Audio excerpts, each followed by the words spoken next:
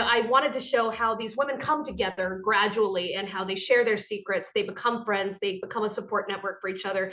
But at the same time, I ended up thinking, like, as I'm having this idea, I thought this is not really a Kate Quinn book. There's nobody getting stabbed or shot or arrested or, dragged away in a van to be tortured. This is not my usual thing. So I ended up with the idea of, like, I wanted to have there be some kind of hook right from the beginning that would let the reader know that, like, okay, there will be bloodshed, there will be suspense. Hello, everyone. I'm Craig LeMoult. I'm a reporter for GBH News. As you can see, I'm in one of our GBH studios at the moment. And tonight, I am thrilled to be hosting GBH's Beyond the Page with author Kate Quinn. It's my great pleasure to welcome Kate Quinn. Kate is a New York Times and USA Today best-selling author of historical fiction. A native of Southern California, she attended Boston University, where she earned a bachelor's and master's degree in classical voice. She and her husband now live in Maryland with their 3 rescue dogs. She's written a number of novels, including 4 in the Empress of Rome Saga and 2 set in the Italian Renaissance, before she turned to the 20th century with books like The Rose Code, The Diamond Eye, and recently, The Briar Club. Now, without further delay, please join me in welcoming Kate Quinn. Hey there, thank you very much for having me. I'm so glad I could be here tonight with everyone. I'm just thrilled that you could be here. I'm so excited to talk to you. I just finished The Briar Club, and I really love this book, Kate. It's just fantastic. It's a thoroughly enjoyable work of fiction, but I also learned a lot. I felt like it was a real education about the time period, the 4 years starting in 1950 that the book is set in, and all of the incredible things that were happening sort of at the same time in those 4 years. Just to begin with, can you talk a little bit about why and how you chose those 4 years to set this book? Well, I wanted to move away from World War II, where I had been situated for a number of books, and I really was fascinated by the post-war period. I think any post-war period is interesting. It's that time when people have to move beyond a war and look around the rubble sometimes, quite literally, and wonder how they're going to rebuild their lives. Now, the US was much more prosperous than most in this situation regarding, being after World War II. We didn't fight that war on our own shores and in our own backyards, Pearl Harbor aside. But it is one of those things where people tend to view the 50s as this very placid, time that is either, idyllic or boring, or repressive, depending on who you're talking to. And yet there's so much going on under the surface of that, leave it to Beaver, white picket fence America Yeah. surface. You have this hangover from World War II that is far from over. You have this impending shadow of the things coming to a boil for the civil rights movements of the 60s, which are gearing up and getting ready to go. You have all kinds of movements that are getting started. The Korean War, which is so few Americans even seem to care about at the time unless Yeah. they had someone who was in it. You had McCarthyism and the Red Scare, and the persecution of anyone suspected of communist sympathies. Inside that, you had the Lavender Scare, which was the persecution of gay Americans. You had the end of the women's World War II baseball leagues. You had the rise of television, becoming this absolute force that America barely understood. And you had the nuclear age. You had the Yeah. duck and roll drills in school, and the idea that this whole idyllic world where everybody was consuming and enjoying the peace could come to an end in a mushroom cloud at any moment. And Yeah. I thought all of that, I looked at the whole decade, and I thought really the first half of the decade especially had so much in it, that I felt like I could have done the whole decade and put it in the book, but then it would have been a much longer book, and this book was long enough as it was. And yet, somehow, all those things you just mentioned, you managed to cram in here, and it doesn't feel like it's crammed in. It just sort of naturally flows. These things are the backdrop to the story that you're telling. And I should say, by the way, a lot of people joining us probably are reading this right now. I'm not going to assume everybody's finished it. In fact, I know some people are getting the book signed by you this evening. So I'm going to try to avoid spoiling a few of the key surprises towards the end of the book. I think that's really important. I don't want to ruin this for anybody. Um, but I want to note a few things about the structure. First of all, one of the really fun things about this, and I'm not giving it away, it's right in the very beginning of the book, is in addition to all of that history that that this book is sort of set against the backdrop of that history, there's also a murder mystery in the very beginning, right? But not only do we not know who the killer is, of course. We don't even know who was killed, actually. Can you talk a little bit about that choice and how you work this really compelling mystery into the story as well? Well, first of all, well, sorry, I also have dogs wandering by in the background. The rescue dogs were mentioned in my bio. It was I in the bio. so Yeah, it's respect important that for we my see Zoom them. schedule. And yes, one of them has three legs. If you see him sort of hoppity hoppiting. But yes, the structure for this book was, and the idea for it was that I wanted to tell a story about a very different group of women who all live under the same roof in the 1950s, and who all live in this boarding house where they have nothing in common really but an address. And I wanted to show how these women come together gradually and how they share their secrets, they become friends, they become a support network for each other. But at the same time, I ended up thinking, like, as I'm having this idea, I thought, this is not really a Kate Quinn book. There's nobody getting stabbed or shot or arrested or dragged away in a van to be tortured. This is not my usual thing. So I ended up with the idea of, like, I wanted to have there be some kind of hook right from the beginning that would let the reader know that, like, okay, there will be bloodshed, there will be suspense, which is something It's I've been coming. somewhat known Hang for. on, So hang on. We'll get therefore, there. I begin this book with a murder, and on page one, no spoiler, that the body has hit the floor and there is blood on the walls, and you just don't know who it is or who has done it or anything else except that the body is there. And so that night and that event, which happens on Thanksgiving of 1954, that's the event that we keep returning to in the course of the Briar Club, Mhm. because it then jumps back from Thanksgiving in 1954 back to 1950, summertime, 4 years previously, where you see a new boarder come to Briarwood House, which is a boarding house for ladies of good character only, of course. And things begin to change at that point. And as the timeline progresses throughout from summer 1950 all the way towards that lethal Thanksgiving night, we keep jumping back to get snippets of information about what really happened on that Thanksgiving evening. And you will start getting clues about who it is who might have died and who it is who might have done the killing. So I weave that through as a hook and a thread, as Mhm. to sort of thread the suspense through, and to keep the stakes high for anybody who is wondering. It's like, well, I wonder if this book about a 1950s ladies boarding house is going to be a real snooze fest. It is not. I can assure people that it is absolutely not. It kept me going for sure. And I was reading it over Thanksgiving, which was kind of fun as well. Uh, one of the things in the relationships between all of these different women and their very different backgrounds that brought them to this house, um, throughout, it feels like it's a real conversation about what it means to be an American. And they're all coming to that from different perspectives. And to me, it actually felt like one of many ways, something I felt throughout, that the book feels very relevant today. It's set 70 years in the past, but there's a lot that feels very relevant to the conversation that we're having nationally today. And I just wondered if you could talk a little bit about that, the different perspectives of your characters, how they create this conversation about what it means to be an American, and just how deliberate that was to maybe make us feel like this is not ancient history, but still some things that we're really talking about still. Well, it was something that I wanted to do from the beginning, was show as wide a range of female characters as possible, because Mhm.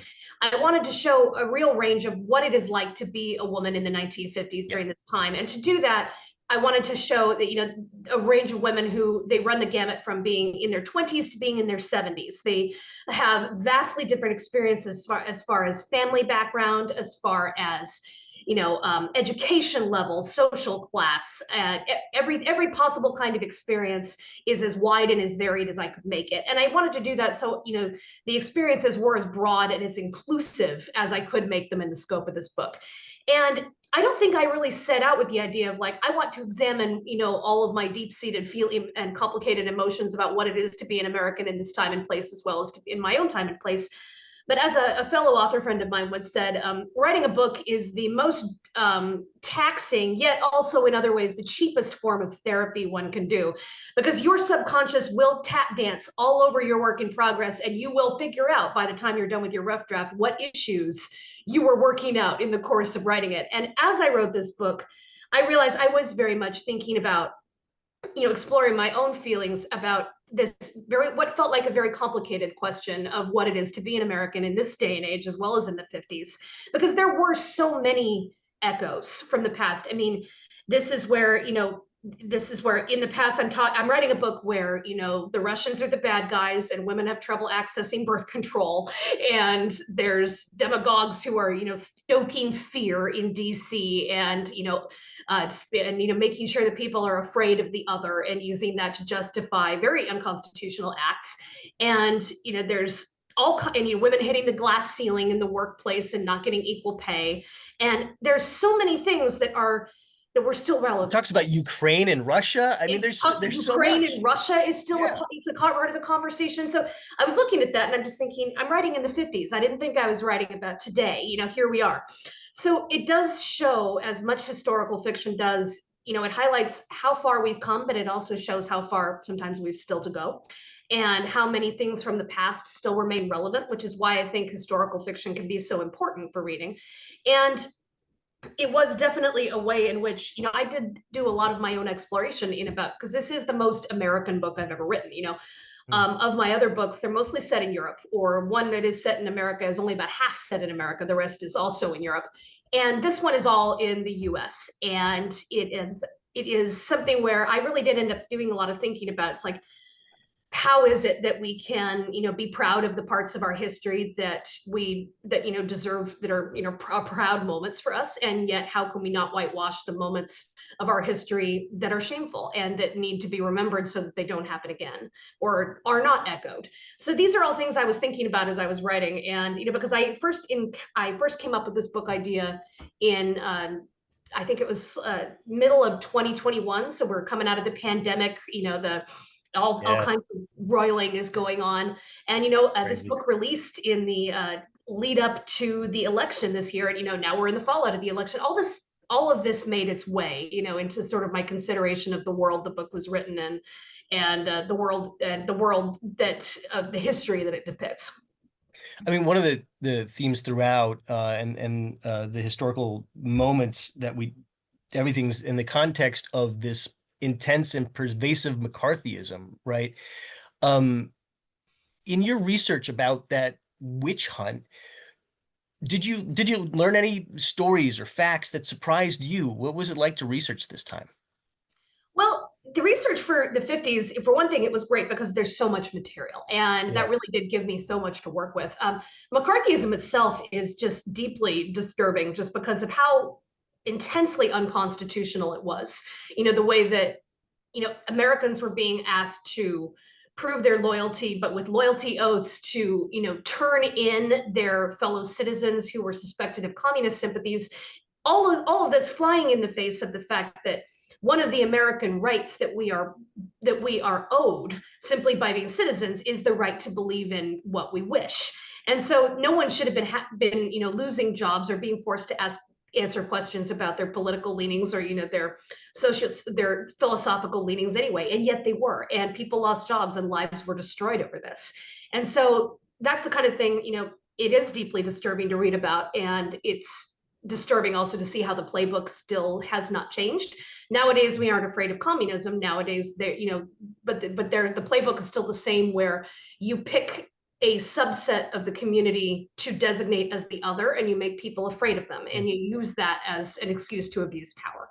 And this is something that it still happens. It just which other they choose is the question. It's communism. It could be people of Jewish faith. It could be people who are homosexual, or anything else that people choose, people of different races. The playbook, however, remains the same. And that's the thing that, I do find disturbing. But on the other hand, there are wonderful moments where we see people fight against that. And one of those moments was Senator Margaret Chase Smith, who I read about in the course of my research, who was the only senator, and she was a Republican senator from Maine, one of the few women senators in that House of Government, to stand up on the Senate floor in the same room with McCarthy and give a famous speech that was called the Declaration of Conscience. And she said, and this was in 1950, just as he was kicking off, she said, "This is wrong, this is unconstitutional, this is not what we are about, and frankly, you should be ashamed of yourself." And that speech was so influential, and she paid for it politically. He shut her out of a great many things after that in revenge, but she outlasted him, and she stayed as a senator, and she went on to do a lot of good. And you see that people do stand up and they do take a stand. And it is encouraging to see that in the past, because we know we can take inspiration from people like that for when we see that playbook start to be enacted again. Yeah, and then we have a comment in the chat here from David, who said, "Thank you for reminding us about that, Senator." I think for me, it was really striking to realize how many of the characters, and these are characters in the book, are real people, or in many times composites of real people. You actually research not just events, but real people show up in this book. Yeah, I always like to do that if possible. I mean, quite often my characters are fictionalized, but they will be based on either a one real person, or sometimes, as I said, a fictionalized composite of 2 or 3 people. And I did like to try to do that for as many of the ladies here as I could. And I tied all of them to different historical events that took place in the 50s, and to different historical women who were, blazing trails in different ways at that time. So it's always something I enjoy doing, because, as much truth as you can weave in is, makes the book much more fun. Yeah, even down to like the gangster characters is some of the name of the family is a real gangster family that existed in the 1950s. Yes, I actually had a lot of fun digging into the history of organized crime in Washington, D.C. at the time. And there was one family that ran, well, first Prohibition, and then after that, they ran the numbers rackets.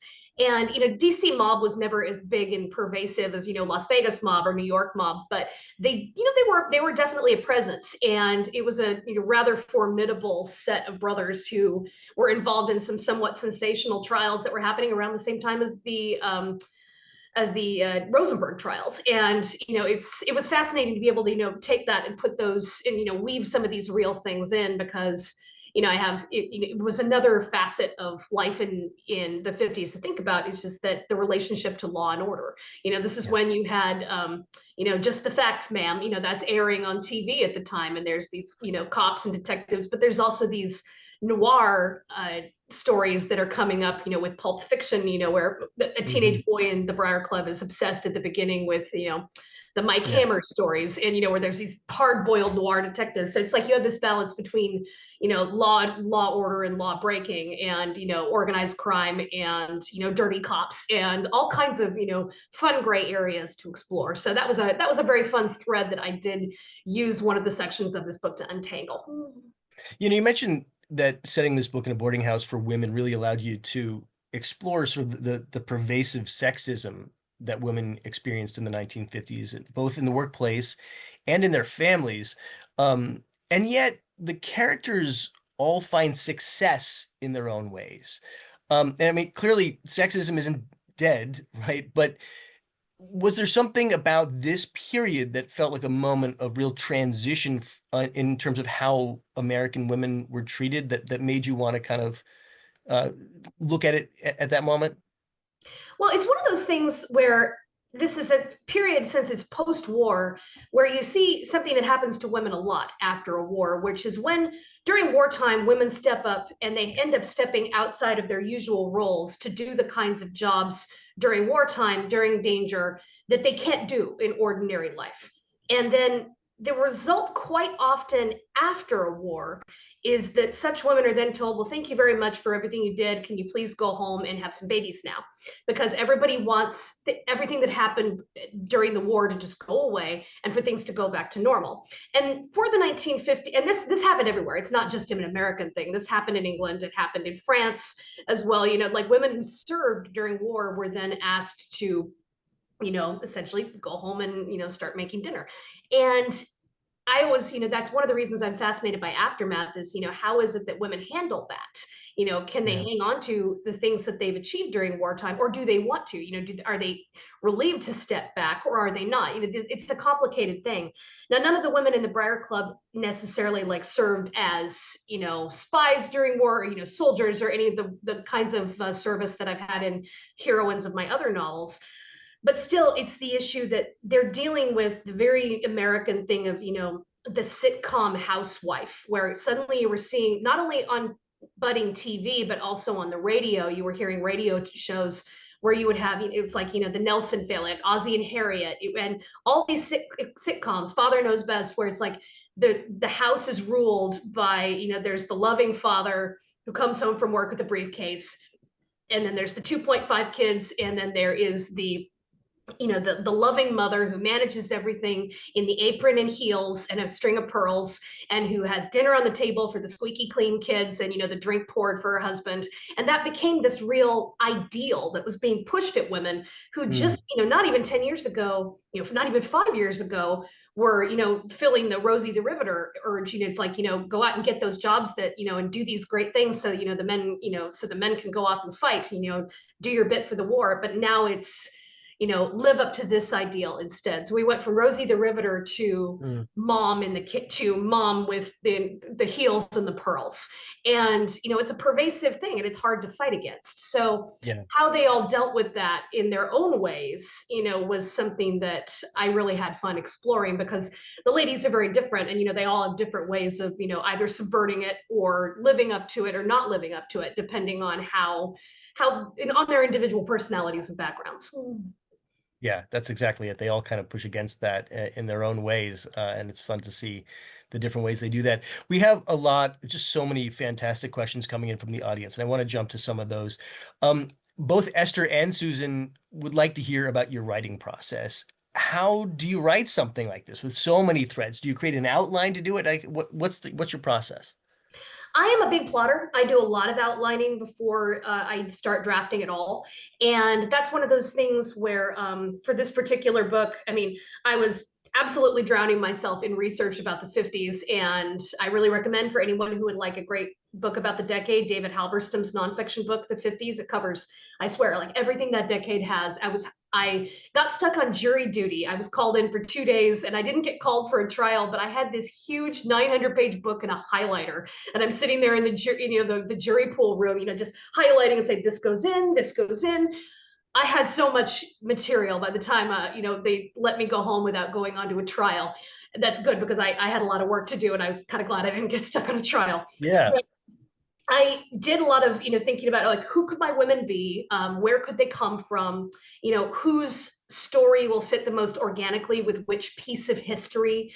And how can I thread this in? Or no, I really don't have room to fit in, that particular bit of history. So that's going to have to go. This one can fit in though. I do a lot of that. It's like piecing puzzle bits together. Doing a lot of it, and I do a lot of outlining before I even, put a word on paper in terms of drafting. Then after that, I bang out a rough draft as fast as I can. This one was a little bit unusual because I was only about 40,000 words into the book, and then I signed a contract to co-author a novel with my friend Janie Chang, which ended up being called The Phoenix Crown, and our publisher wanted that one first. So I had to put away 40,000 words of the Briar Club, bang out my half of the book that I wrote with Janie in about 9 months, then go back to the Briar Club and finish it. So, but fortunately, the two books were very different, which made that a little bit easier. So it was one A of those little less things. confusing if you're doing two things at the same time. Yeah, Yeah. I didn't have to work on both simultaneously, so Okay. at least that made it easier. So, but I always do a lot of plotting in advance. I am convinced that if I do enough plotting and outlining and researching first, it will save me from massively overwriting my draft. So I end up having to cut 60,000 words. This hasn't worked yet, but I am convinced that someday it will. I end up with very long rough drafts, and then I literally do like 6 or 7 rounds of edits, in various Wow. ways, and generally massive cutting is part of it. But it'll go to my critique. It goes to my mother, who is a fantastic editor in her own right. She's an ex-librarian and a big reader, my first reader for everything. It goes to my critique partners, who are fellow historical fiction authors for the most part, and I do a lot of the architectural fixing of the plot. Then it'll then go to my editor at my publisher and my agent, and then I'll do another round after that, after their feedback. It'll then go to the copy editor. It'll go to first pass pages, and there's a round of edits in every single one of those. So I do a lot of rounds of fixes. So That that's my sounds so process. painful to me, actually. And we had a question from Debbie who actually asked how many edits is normal for a book. Is that normal? Six or Oh seven? yeah, Like, is that's normal. that? I mean, yeah, I'd Yeah. say the edits my mom, like when I edits after my mom reads, the edits after my critique partner reads, the edits after my editor and my agent read, the edits after the copy editor gets it, the edits after and then the edits after first pass pages. So at least five. And it will be at least five, and it'll be more if I have just more drafts in there, or if it's giving me a particular headache. And that's one of those things you never know. Yeah. Some books are problem children right from the start, and some books are angels. And it's kind of like children. It's like you don't know if you're going to be getting a baby who has no trouble sleeping through the night, or a baby who has absolutely no need to sleep whatsoever. And nothing you do will affect which one you get. All you Which can one do is was manage it this? once you get it. Was this easy or hard, this one? Not bad, actually, Okay. because of the way it was structured in the sort of like the different sections where each resident at Briarwood House gets her own chapter. It made it a little easier to section off, although I did have to do a lot of thinking with so many protagonists and narrators, Yeah. how to Yeah. differentiate them all and make them sound really like her own woman and not so they didn't meld. Another question actually in the chat is something that I really wanted to ask about too. I feel like when I read really good fiction, a lot of times someone says, "Oh, like the setting was like a character in and of itself." Book, the house itself is a character. And we have a question from someone who asked, why did you decide to make the house a character in the book? That actually happened relatively late in the editing process. I had originally, I knew I wanted another point of view outside of all the ladies to do these interstitial chapters where you would Mhm. jump back to Thanksgiving 1954, the moment where there's a crime scene. And originally those scenes were written from the point of view of a detective who was sort of remained nameless. He was just the detective. But I realized that as they went on through the drafts, that I really wasn't that interested in the detective as a character. And I truly was not interested in needing to research how to accurately depict the handling of a crime scene for the Washington, D.C. Police Department. That really sounded like a lot of research I did not want to do. I did a lot for this book already. And so I thought, well, if it's not him, then who else could it be? Because I didn't want it to be one of the women, because I want the reader to be in suspense as long as possible about it could be any of those women who is dead, and it could be any of those women who did the killing. And I wanted that to remain open and open-ended as long as I could. And so at some point, I was playing around with ideas, and I just thought, that whole phrase, if these walls could talk. And I thought, well, I wonder if I could do something a little bit artsy, a little bit fun with making the house itself a point of view. And I started to play with that, just sort of experimentally rewrite some of those scenes from the house's point of view. And I really liked it. And then I kind of crossed my fingers and I showed my critique partners and I showed my editor, and they liked it too. So I just ended up making the house into a little bit of its own character that comments on the proceedings within periodically. And it's something that really ended up playing well into the whole theme of it, because a big part of this book is about, when you start this book, these women are not a family. They're a group of strangers that live under the same roof. And this house is not a home. It's not a place where anybody would live if they had another choice. It's just a place where a bunch of people live because they don't have another choice. But by the end, because this is, in many ways about found family, about people who come together, and it is about what is it that makes a house a home. And one of those things is, if the people inside are friendly, if there's love and support inside those walls, if there's good food being made, and dinner parties being thrown, and if there's life that's happening inside. And I think we've all known, I certainly have, there have been places we've lived that feel more alive than others, or that almost do seem to have their own personalities. Old buildings Yeah. especially tend to have, they have their own creaks, their own little character flaws here and there. They're little, quirks. And I thought, well, one step from that to, what is it that made this house, it started out as a house and then it becomes a home. Yeah. And that really did fit in the end, in a way that I wasn't quite planning, but it worked out well. No, it really did. It's a fun aspect of the book, and an unexpected one, which is kind of what makes it so much fun. We have more questions from the audience. We have two questions here about your history as in classical singing here. one of them, I'm scrolling through because there's two different ones. Asks, how did you go from classical voice to becoming a historical fiction author? And I should also note we have a question here from Sheila Kibbe, who says she was one of your vocal coach teachers here at BU. And she says, I love your writing. Can you talk about how you decide what aspects of classical music, venues, repertoire, instruments you will include in each of your stories? And thank you for showing us so many strong women characters, she says as well. Oh, well, hey, I saw that comment below, Sheila. It's lovely to hear from you. That is a name I've thought of often over the years. So it's lovely to see you again virtually. I actually, I'm kind of the product of what happens when my mother had a degree in ancient and medieval history and also was a librarian. So that was the books aspect. And my father was a classically trained musician who ended up becoming a professional jazz musician. So that I always had both books and music growing up, and I was always writing books in the background. It was just something I did, more or less as a hobby. I was always with a book project ever since about the age of 10. And I certainly didn't stop when I ended up going to Boston University, where I first an undergraduate degree and then a graduate degree in classical voice. And I was training to be an opera singer, and I was writing books on the side, and it was I had a lot of fun with it. I still love to sing, although I do it very casually these days. I ended up getting my first literary agent shortly after I graduated with my grad degree. I was doing auditions, I was doing things like that, and trying to think about opera choruses and all kinds of other things. The way you do when you're getting started in music. But then I was also querying for a novel on the side, and a literary agent.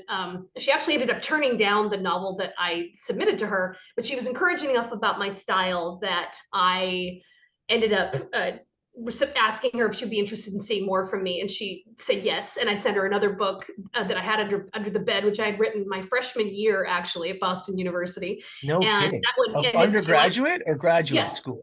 undergraduate. I was 18, and I had just come all the way across country to Boston, and I was experiencing a Boston winter.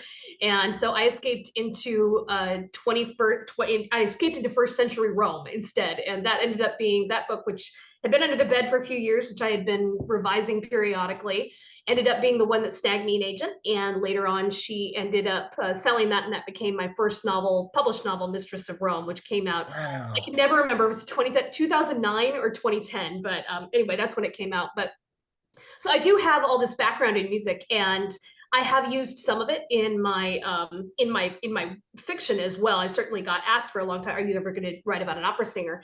That first novel about Imperial Rome actually does have a heroine who is a singer, although we know very little about what kind of song and chordal, structure and musical structure was like for music that far in the past, since we have images of the instruments that they used, and we know that there was singing done as entertainment and as part of religion, but we don't have surviving music, so that's a little more guesswork on my part.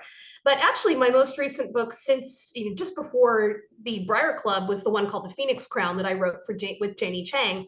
That is about the 1906 San Francisco earthquake, which historically had a very famous production of Carmen that happened the night before the earthquake, where it's the biggest night of the social season in San Francisco. Everybody who's anyone is there, and all their diamonds. And the Metropolitan Traveling Opera Company was there, and they kicked off what was supposed to be a 2-week run with a production of Carmen, and Enrico Caruso was singing the tenor lead.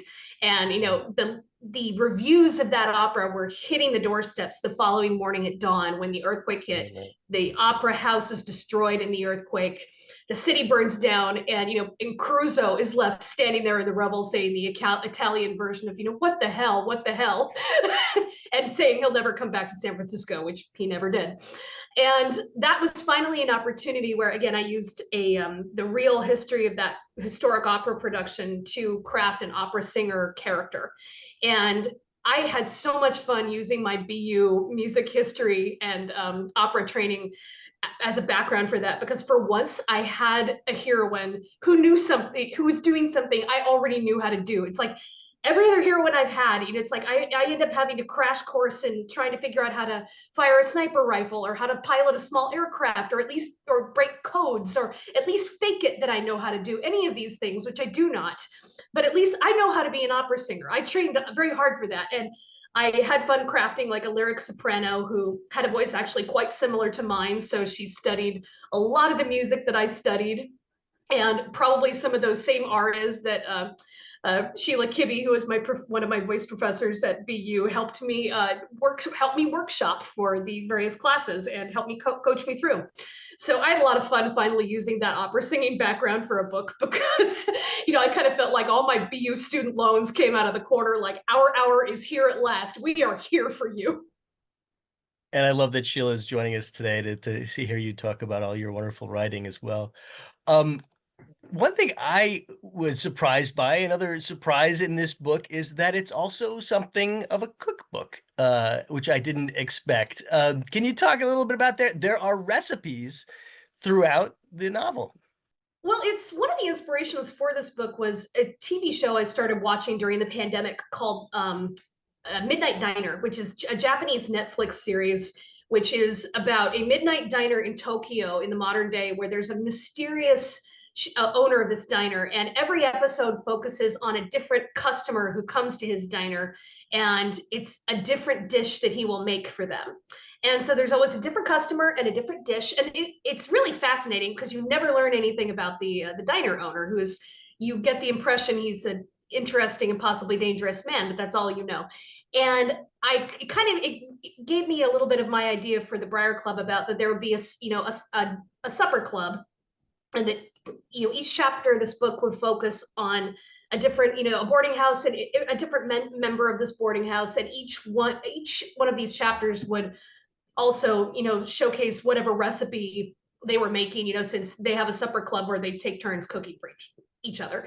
And since they come from all different backgrounds, it's a way to bring in, what is it that they cook for their fellows. And it's also, again, it's that question of, we were talking about earlier, what is it to be an American? Well, food is a big part of that, because our cuisine, American cuisine, comes from anywhere and everywhere. American cuisine is a real melting pot. So it was a way to examine that, each one of these women comes from a different background. One is from a big Irish American clan. She makes colcannon, which is a traditional Irish mashed potato dish. Another comes from Swedish background, so he makes Swedish meatballs. There's another who's, I did make one of my characters from Boston. She's from the North End, so she makes, a classic Italian ragu. And all these things are a way too of saying, like, what it is that's real American food. Well, often it's food that comes from all kinds of other places by people who came here and became citizens. So I had the idea from that, and also eat a little bit from Midnight Diner, about including recipes. And I happen to be married to a fellow BU grad who is a fabulous cook in his he's an active duty sailor in the US Navy, but he cooks to relax, and he's a fabulous cook. And so I came to him and I said, would you feel like doing recipes for this book? And he said, absolutely, let me do this. So with the exception of maybe one or two actual historic recipes that I used, or recipes, a couple others that I used from food bloggers, he came up with all of them. And all of them, I can testify, have been extensively road tested and eaten here in my house, and they are delicious. They're delicious. They sound delicious. I mean, reading them, I was like, ooh, and actually the descriptions of it in the scenes themselves of what they're eating, it's like, that sounds really good. Actually, I might have to. And then, yeah, the recipe's right there. I could actually try it out myself. In fact, I think I will. Although not all the recipes are delicious, because there was one that I ran across in my research. This is one of the vintage recipes I use, called candle salad. And yeah, not that one. And if you have your phone, I urge you to do a Google image search of candle salad, and because you will not be able to believe your eyes what it looks like. And as soon as I came across this actual recipe from the 1950s, I thought that has to go in the book, because it's too weird not to go in the book. Because I will say, there was some good food, and there's some good food in American cuisine, but the 50s was also a very weird era for culinary. A weird time. I And do it's a not hilarious understand scene. this urge to suspend things in Jello that should never have been in contact with Jello. Yeah. Yeah, it's a hilarious scene when it happens. I love that one.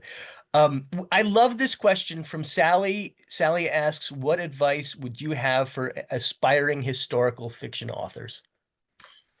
Well, for historical fiction authors in particular, I would say you're probably going to have, if you're looking to be a published author and not just be writing stories for the joy of it. And, those are two different things. If you're looking to be a published author, whether you self-publish or whether you traditionally publish, you're going to have to probably take into account that the mood for the trends and what is popular in historical fiction are going to change. So if you insist on, writing a book about an 800 AD Benedictine nun who lives in a cell, when everyone is telling you medieval stories just aren't selling, you may not be able to sell it, and then all your work might have gone for nothing. So it is useful to be able to think about beyond just the eras that you love, because if you're writing historical fiction, I know you're a geek for all kinds of historical eras.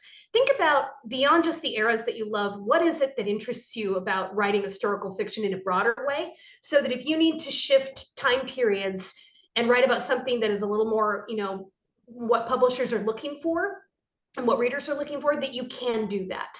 And I know that because I've written about ancient Rome, I've written about Renaissance Italy, and then I was hearing, it's like those eras aren't really selling as well. Could you consider writing something a little more recent? And I thought, all right, I can write something a little more 20th century. And that was when I wrote the Alice Network. And the thing that I realized is that it's not so much about historical era for me. It is more about, I am interested in the ways in which women of the past carve out these little spheres of influence and independence and power when they live in eras that don't want them to have it. And you can always find women like that in any historical era, which means I can jump eras to a little bit, take book trends into consideration, and I can find these stories without feeling like I'm selling out, trying to write something that I don't love. I can always find a story that I love, almost regardless of the historical era. And so if you're writing about historical fiction, you may want to think about, there are trends in the topics that come and go, and you may have to think about that when you're thinking about what kind of story you can sell. But you can still find something that you love and that will sell if you're willing to think about the broader overarching, like, what is it about this time, what is it that I really want to write about, and you're the bigger picture and not just the little one. So think about that a little bit as you're thinking about what kind of stories you want to write, because these things do come in trends. I mean, like when for a while there it seemed like nobody was writing anything but World War II, but 15 years before that, like, you couldn't sell a World War II story to save your life, and it was all Tudor stuff from Philippa Gregory, so these things really do come in cycles. And sometimes you may just wait and something that you wrote which isn't popular right now, well, you may be able to sell it when it comes back into style. And I think it reveals a very sad historical truth that if what you want to write about is women who are being held back and by men who don't want them to have power, that you could do that at virtually any point in history is a sad statement, but certainly a true one, I think. Yeah, it's something I think that's a little bit evergreen, Yeah. sadly. But it's one of those things that, seeing the ways in which women of different eras answer that situation, is also evergreen, and that's fascinating. And it's fun to see the ways in which women of all time periods will cope. We have a question from the audience asking, is the Briarwood house based on an actual location that you have been to? Actually, no. I know DC a little bit, since I did some living in Maryland, but I wrote this largely during the time, just post-pandemic, where traveling was still really curtailed. So being able to go there was just not in the cards for me at the time. And it was something, so but I did a lot of, looking at the maps, a lot of the history that I read about the local Foggy Bottom family that ran a lot of the organized crime gave me a lot of local color. And so did, the Halberstam book I mentioned earlier, that also did that, because, they had a lot of really great stuff about DC, which was a very different place from the way it is now. Now it's this glossy capital, which is, this hub of so much that happens in the US. And back then, yes, it was the capital, and it was the center of government, but it was also, a rather sleepy, somewhat southern town, small city that was still very much ruled by segregation. So you're looking at a place that is very different from the way that it is now. And I had to reflect that, in the research to make sure that I was getting it right. But I also did do a lot of looking around at, what are the classic 50s style, townhouses and houses, and what do the neighborhoods look like? When were these houses built? Like, is that the kind of house that they would have lived in, that Briarwood House would have looked like? And I will say that is when, you're looking at real estate and, Google Maps on the ground features and, finding neighborhoods of old houses to look at so you can get an idea for what things would have looked like was a lot of fun. Although the name for the house actually came from, and this is the way, inspiration works its way from everywhere.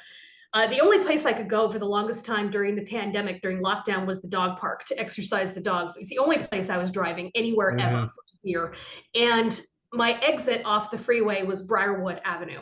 And I saw that every single day. And I thought Briarwood Avenue, Briarwood House, Briar Street, Wood Street. And it ended up somehow How it being just happened. the title and the name of the house. I love it. That's great. We have a couple questions, including one from Shannon, just asking about what you like to read. Oh, I will read just about anything. I read a lot, and it's how I unwind. It's how I fill the well. I think if you're going to be a writer of any kind, reading a lot Yeah, is, right. both inside your genre and out of it is essential. I just now did just yesterday did my year-end wrap-up of what I thought my favorite books of 2024 were. So that's on my website, Great. katequinnauthor.com, on the blog section if you want to look at that. But just the Okay. first four that I have there, which were some of my top ones.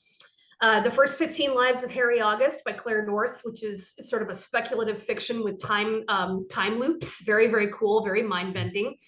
The Jewel of the Blues by Monica Chanel Kilgore, which is Mhm. about sort of the black jazz and blues movement during Prohibition in the Jim Crow South. The Seventh Veil of Salome by Sylvia Moreno Garcia, which is a great historical fiction about sort of the golden age of Hollywood and the filming of a big budget sword and sandal biblical epic. And then a sort of fantasy / horror modern day novel by Sunyi Dean called The Book Eaters, which is about a race a little bit like vampires of people who consume books instead of actual blood, but they eat books and they retain the knowledge that they eat, and that fascinated me. So those are just four of the books on my top year-end top books list. Great. I love it. We have a couple questions here. I know that Kaja asks, who of the Briar Club women is your favorite? A couple of people have asked this actually. Who's your favorite character in the Briar Club? And your least favorite, I think, actually, is another one. Well, that would probably be the two ladies who have the last viewpoint chapters in the books. My favorite character is Grace. She's the one who arrives Yeah. in pretty much chapter 1 of the book, and she's the catalyst for much of what follows. She's a community builder. She's a woman who, widow from Iowa. She comes in and says very little about herself, but she's very good at listening.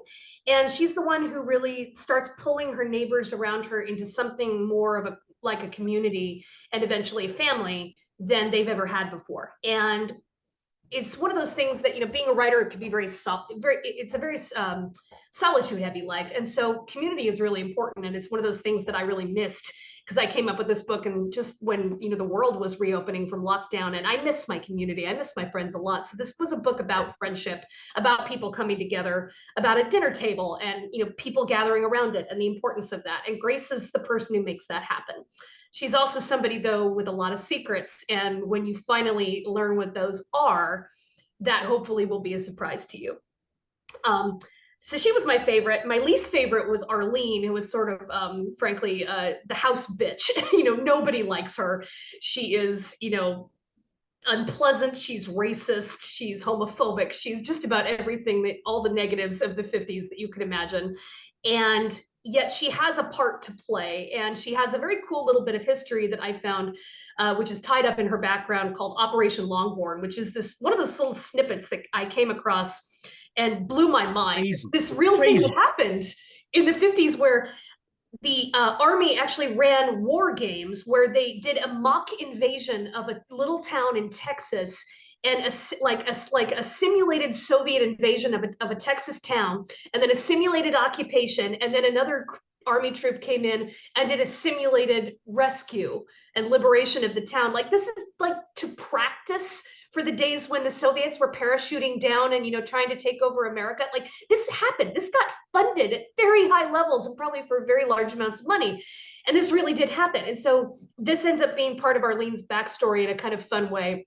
and leads to as a catalyst for some things that happen in the finale, which I will not spoil for you. But I did end up, even though I disliked Darlene, it was fun to use her viewpoint just to be able to explore a few more interesting tidbits like Operation Longhorn. Absolutely. And there is a sort of an author's note at the end where you talk about sort of the historical events that have inspired the book and that really happened. And I got to say, when I got to that point, when I read about this event in the small Texas town, I was like, that clearly didn't happen. That part didn't happen. And then I get to the end, it's I like, would wait, never no, what dare make that up.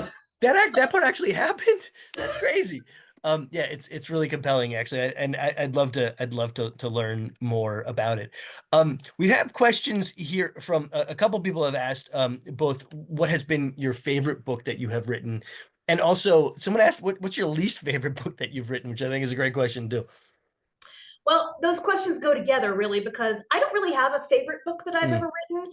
I I have the least favorite book that I've written, which is whichever book I am currently stuck editing, which I am so mhm. sick of that all I want to do is throw it on the fire and never speak of it again because that's how tired of it I am. But I can't because this is why it's better to have write on a laptop than or a computer than on paper because you can't hurl the pages into a fire. You're not going to hurl a laptop into the fire. It stinks to high heaven, and laptops are expensive. But you hate the book so much, all you want to do is get rid of it. So that's whatever book I'm currently editing. And then I'm away from it for a sufficiently long period of time that once I get the book back, from my publisher and it's entered the chute for publication, I'm now thinking, okay, maybe this isn't actually the worst book in the history of the written word. Maybe it's not quite as terrible as that. Maybe I Yeah, don't totally hate it. And, by the time it comes out officially, it's like, I love it. And it's on the shelf with all the rest of my book babies and I love them all. So that's yeah, really the answer good. to both those. Gotcha. We have time for just a couple more quick questions from the audience. Mindy wants to know what kinds of books you enjoyed reading when you were growing up. Did any specific authors inspire your writing? And she says she also watched the shows that you mentioned, like Father Knows Best and other ones. What did you read growing up? Well, I read a lot of historical fiction and I loved it. And that's one of the reasons I ended up writing it.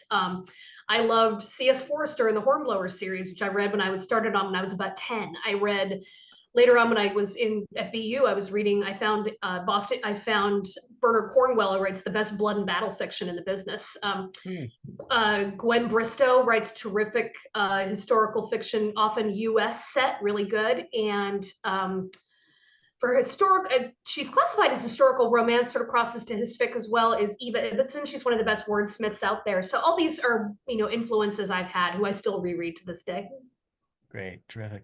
And thanks for those recommendations. Of course, people want to know what's next. What are you working on? What's your next book? Or are you writing one now? Are you editing one now? And any anticipated release dates?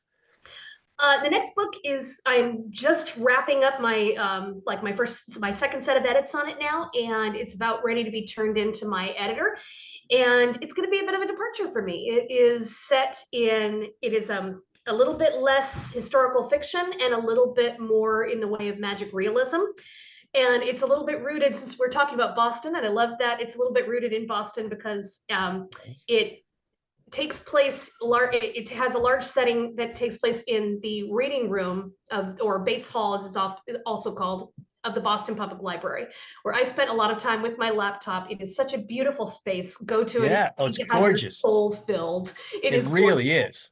Yeah. And that reading room is big inspiration for the next book, which has that little bit of magic realism in it, and which I think of very much as my love letter to libraries, librarians, and anybody who's ever wanted to escape life and into a book.